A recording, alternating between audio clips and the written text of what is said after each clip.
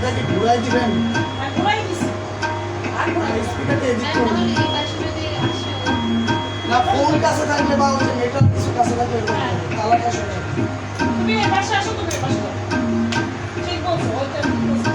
অনেক একদম কাছাকাছি থাকলে তোমাদের একটু কাছাকাছি থাকলে ডিস্টার্ব দিবে। কানেক্ট থাকতে না আপনাদের হ্যাঁ কি বেশ কানেক্টেড থাকতে আবার তাই জিজো বসছো জিজো জিজো তুমি তো বাড়ি থাকতে কি বলো